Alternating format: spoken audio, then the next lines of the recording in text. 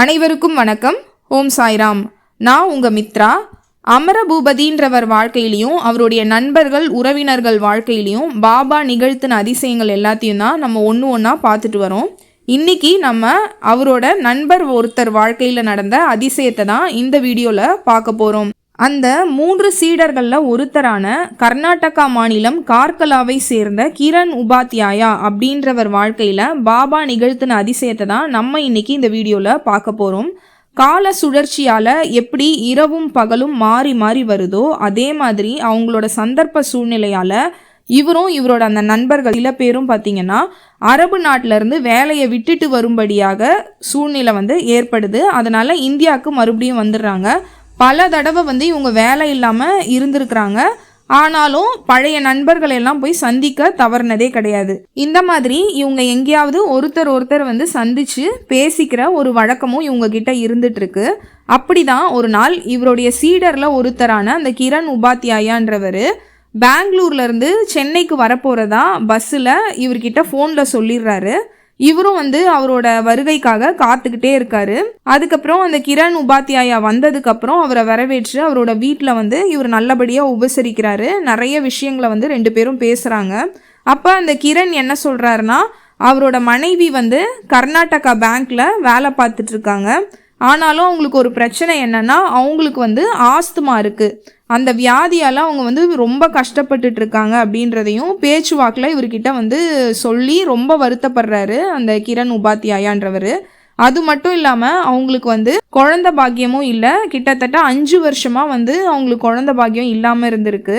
அதை சொல்லி அவர் இவர்கிட்ட ரொம்ப கஷ்டப்படுறாரு.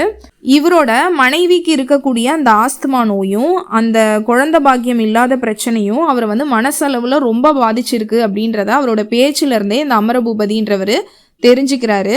இதுக்கு நடுவில் பார்த்தீங்கன்னா அமரபூபதின்றவர் பாபாவை போயிட்டு ஷிரடியில் பார்க்கலாம், ஷிரடி போயிட்டு வரலான்ட்டு ஒரு பிளானில் இருந்திருக்காரு. அதையும் அவர்கிட்ட சொல்கிறாரு. சொல்லி நீ வருத்தப்படாத, நான் ஷிரடி போயிட்டு பாபா கிட்ட உனக்காகவும் மனைவிக்காகவும் கண்டிப்பாக வேண்டிட்டு வரேன். உனக்கு பாபாவோட பிரசாதம் எல்லாத்தையும் எடுத்துகிட்டு நானே தரேன், கொஞ்ச காலம் பொறுத்திரு அப்படின்னு சொல்லி அவரை ஆஸ்வாசப்படுத்துறாரு. கண்டிப்பாக உனக்கு குழந்தை பாக்கியம் எல்லாமே கிடைக்கும், நல்லபடியாக நீங்கள் இருப்பீங்க, உங்களோட மனைவி நோயெல்லாம் கூட சரியாயிடும் அப்படின்னு சொல்லி ஆறுதல்லாம் சொல்லி அவரை அனுப்பி வைக்கிறாரு. அதுக்கப்புறம் பார்த்தீங்கன்னா இவர் அதே மாதிரி ஷிரடிலாம் போயிட்டு வர்ற வழியில் அவரோட வீட்டில் போயிட்டு அவங்களுக்கு அந்த விபூதி பிரசாதம் பாபாவோட பொருட்கள் எல்லாத்தையும் கொடுத்து அவங்களுக்கு ஆசீர்வாதம் பண்ணிட்டு வராரு. அதுக்கப்புறம் பார்த்தீங்கன்னா கிட்டத்தட்ட அவங்க 5 வருஷம் குழந்தை பாக்கியமே இல்லாமல் இருந்திருக்காங்க. என்ன அதிசயம் அப்படின்னு பார்த்தீங்கன்னா ஒரே மாதத்தில் அவங்களுக்கு குழந்தை உண்டாயிடுச்சு. இந்த குறையை போக்கியது எல்லாமே கருணை கடலான பாபா தான் அப்படின்னு சொல்லி இதில் சொல்லியிருக்காரு. குழந்தை பாக்கியம் அவங்களுக்கு கிடைச்சிடுச்சு. அந்த குழந்தை பாபாவே கொடுத்தது. அந்த குழந்தை உண்டான அந்த நல்ல நேரம் பார்த்தீங்கன்னா இவரோட ஒய்ஃபுக்கு இருந்த அந்த ஆஸ்துமா நோய் கொஞ்சம் கொஞ்சமாக குறைஞ்சிக்கிட்டே கடைசியில் ஒரு கட்டத்தில் அந்த உபாதையே இல்லாமல் போயிடுச்சு. அவங்களுக்கு அந்த ஆஸ்துமான்ற நோயே இல்லாமல் போயிடுச்சு.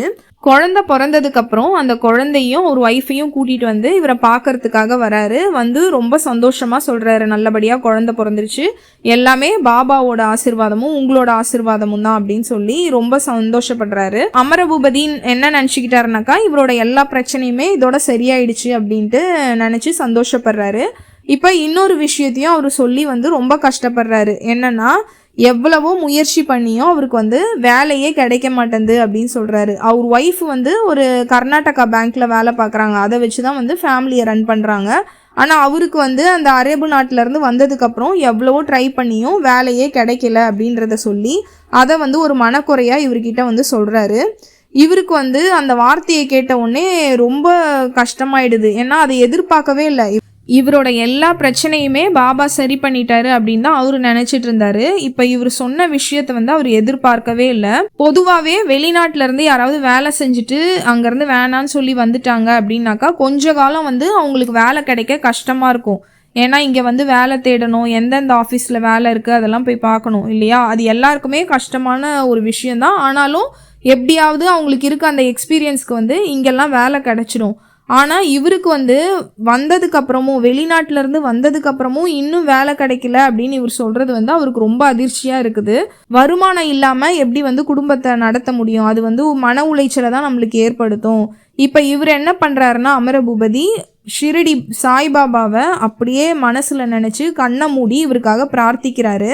இவரோட பிரார்த்தனையை கேட்ட பாபா வழக்கம் போல் அதுக்கான பரிகாரம் மாதிரி ஒரு விஷயத்த சொல்கிறாரு. என்னன்னா, உன் பையில் உள்ள பேனாவை எடுத்து அவனிடம் கொடு அப்படின்றது தான் பாபாவோட அந்த உத்தரவு. பாபாவோட இந்த உத்தரவை கேட்டதும் அவரும் வந்து படபடப்பா அவர்கிட்ட இருக்க அந்த பேனாவை எடுத்து கிரண் உபாத்யாயா கிட்ட கொடுக்குறாரு.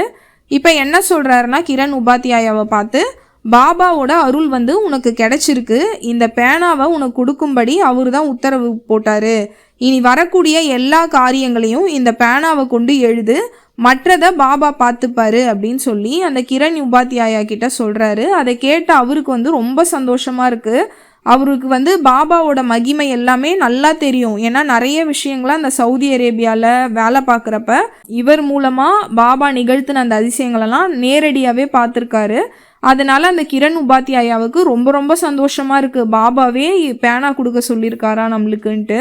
இப்போ அந்த பேனா கிடைச்ச சந்தோஷத்தோட அவர் ஒய்ஃபு எல்லாரும் வந்து இவரை பார்த்துட்டு நல்லபடியாக அவர்கிட்ட சொல்லிட்டு அவரோட ஊருக்கு வந்து புறப்பட்டு போகிறாரு. அங்கே போய் ஒரு வாரத்தில் ஃபோனில் வந்து இவருக்கு ஒரு குட் நியூஸை வந்து அவர் வந்து சொல்கிறாரு. என்னன்னா, அந்த பேனாவை வச்சு இவர் ஒரு இன்டர்வியூ எழுதியிருக்காரு ஒரு வேலைக்காக.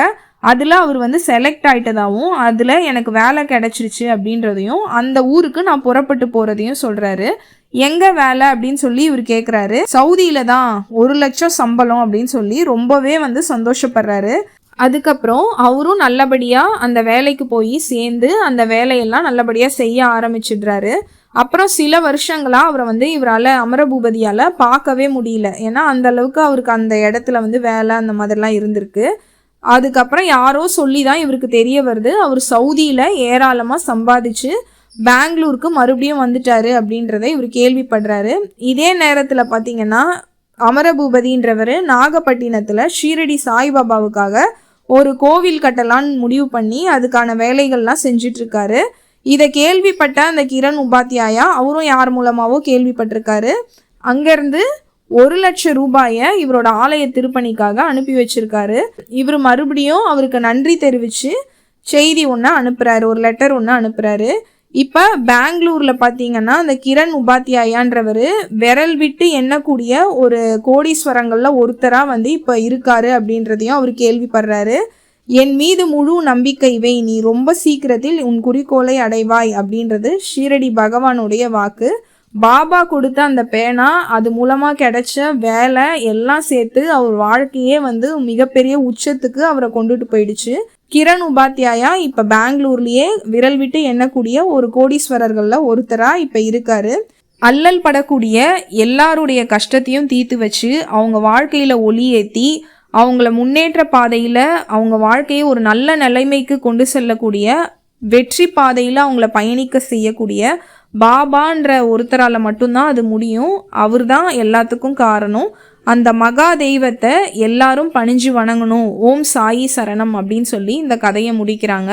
இப்போ இந்த கதையிலேருந்து ஒரு விஷயம் பார்த்தீங்கன்னா, பாபாவோட பக்தர்கள் வந்து அவரோட சிலையோ படமோ உதியோ பிரசாதமோ இல்லை வந்து ஏதோ ஒன்று அவர் கோவில்லேருந்து இல்லை வேற யார் மூலமாவது திடீர்னு நம்ம வீட்டுக்கு வந்ததுன்னா இல்லை நம்ம கிட்ட வந்ததுன்னா பயங்கரமாக சந்தோஷப்படுறத நீங்கள் வந்து பார்த்துருப்பீங்க. ஏன் வந்து இவங்கெல்லாம் இப்படி ஒரு பைத்தியமாக இருக்காங்க பாபா மேலே அப்படின்னு கூட சில பேருக்கு தோணும். இப்போ வந்து பாபா பார்த்தீங்கன்னா ஒரு பேனாவை, அந்த பேனா ஒரு 10 ரூபாவோ இல்லை ரொம்ப காஸ்ட்லி பேனாவாக இருந்தால் ஒரு 100 ரூபாவோ கூட இருந்திருக்கும், அவ்வளோதான் இருந்திருக்கும். அந்த பேனாவை வந்து அவர்கிட்ட கொடுன்னு சொல்லி அந்த பேனா மூலமாக அவர் வாழ்க்கையே அப்படியே வந்து பெரிய உச்சத்துக்கு கொண்டுட்டு போயிட்டாரு. எந்த பாபா சம்மந்தப்பட்ட பொருளாக இருந்தாலும் சரி, அது வந்து உங்ககிட்ட வருதுன்னா ஒன்று வந்து உங்கள் வாழ்க்கையில் ஏதோ ஒரு லைஃப் சேஞ்ச், உங்களுக்கு வந்து நிறைய மாற்றம் வரப்போகுதுன்னு அப்படின்னு அர்த்தம். இன்னொன்று, உங்களுக்கு வரக்கூடிய ஏதோ ஒரு பிரச்சனையை அவர் தீர்த்து வைக்கிறதுக்காக உங்களுக்கு, அதாவது அது ரொம்ப பெரிய ஒரு பிரச்சனை, அதில் உங்களால் ஹேண்டிலே பண்ண முடியாது, இல்லை அந்த கஷ்டம் உங்களால் தாங்கவே முடியாது அப்படின்னாலும் சரி, அவர் வந்து ஏதோ ஒரு ரூபத்தில் உங்கள் வீட்டில் வந்துடுவார். அது முடிகிற வரைக்கும் அவர் வந்து அங்கேயே தான் இருப்பார். அது எந்த விதத்தில் பாபாவோட பொருள் வந்தாலும் உங்களுக்கு வந்து நல்ல காலம் ஆரம்பமாயிடுச்சு அப்படின்றது தான் அர்த்தம். இந்த கதையில் வந்து அவர் ஆஸ்துமா நோய், அது வந்து எப்படி மூச்சு விட முடியாமல் ரொம்ப கஷ்டப்படுவாங்க. அந்த நோயை வந்து பாபா சரி பண்ணியிருக்காரு. 5 வருஷம் குழந்தை இல்லாதவங்களுக்கு குழந்தை பாக்கியத்தை கொடுத்துருக்காரு. வேலை இல்லாதவருக்கு வேலையும் கிடைச்சிருக்கு. இந்த ஒரு கதையிலேயே 3 விஷயங்களை பாபா வந்து ஒரு குடும்பத்துக்கு நல்லபடியாக பண்ணியிருக்காரு. இந்த கதையை கேட்ட உங்கள் வாழ்க்கையிலையும் ஏதாவது இது மாதிரியான பிரச்சனைகள் இருந்தால் அது எல்லாத்தையும் பாபா தீர்த்து வச்சு உங்கள் வாழ்க்கையிலையும் நிறைய அதிசயங்களை அவர் கொடுக்கணும் அப்படின்னு நான் வேண்டிக்கிறேன். இது வரைக்கும் இந்த கதையை கேட்டதுக்கு நன்றி. இதுக்கப்புறம் பாபா நிகழ்த்தின வேற ஒரு அதிசயத்தை நம்ம அடுத்த வீடியோவில் பார்க்கலாம். நன்றி, வணக்கம். ஓம் சாய்ராம்.